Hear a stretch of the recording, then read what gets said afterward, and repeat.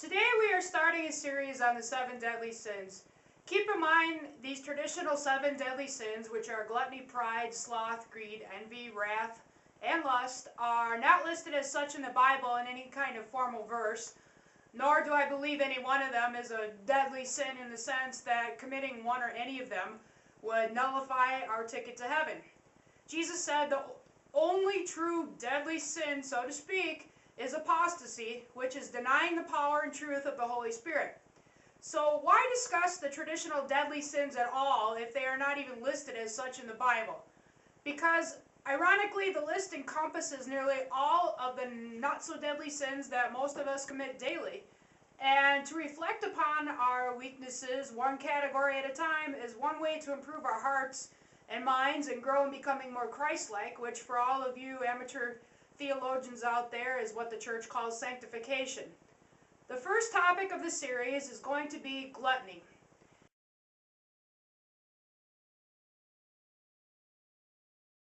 In biblical times, elite Romans would eat at large banquets all they could stuff in their mouths, and then afterwards force themselves to throw up and then eat some more. The trend of royalty eating and drinking as much as they could of the finest foods and wines of the land was pretty much common for thousands of years, even into this day.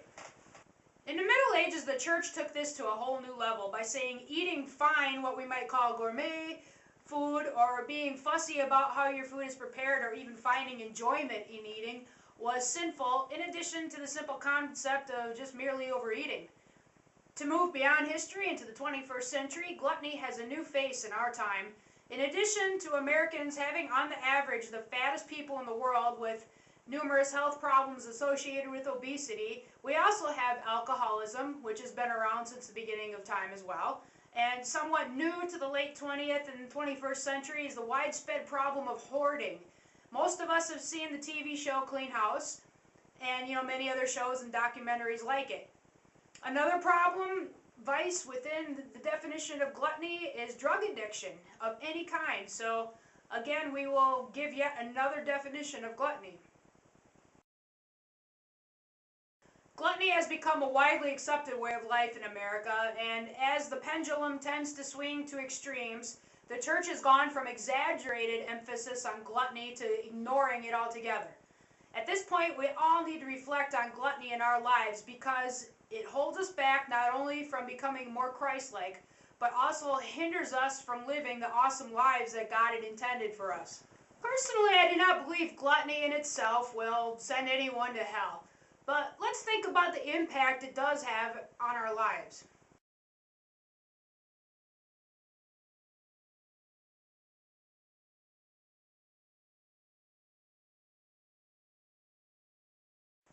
Why are these verses in the Bible? Like other biblical verses that deal with good living and conduct above and beyond the obvious sins, these verses give us wisdom to live a life on this earth that is better, happier, more fun, more joyful, and more Christ-centered. As Jesus put it, life to the full. Most people are not able to live life to the full by continually overeating. Many, not all, overweight people suffer from food addictions, low self-esteem, low energy, health problems, depression, guilt, and so on. This is not life to the full that Jesus wants for people.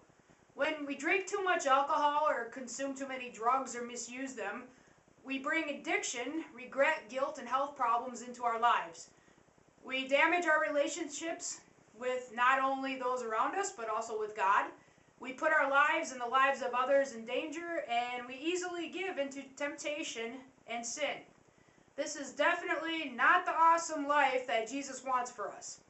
And finally, hoarding. This is a very American form of gluttony that is keeping thousands of people from living life to the full.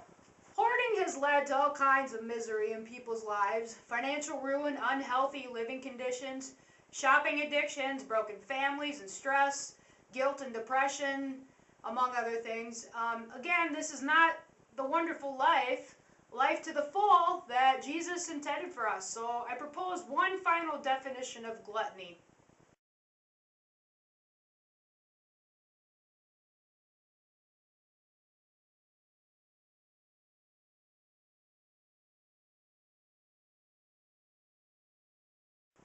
All of us are most likely gluttons, at least on occasion, and for some of us it has become a greater problem, to the point even of demonic oppression. We all know that the devil will use any means necessary to destroy us, and gluttony is one of those devices. So I ask you today to meditate on this in your life and be mindful that continued gluttony in any area of your life can open a painful door to addiction. If you have already opened that door, continue to seek God in removing addiction from your life. Seek professional help, of course, if you need it as well. And we must pursue this life to the full that Jesus wanted for us by pursuing Him. And, one final warning I have for you. I'm going to share a verse with you regarding this.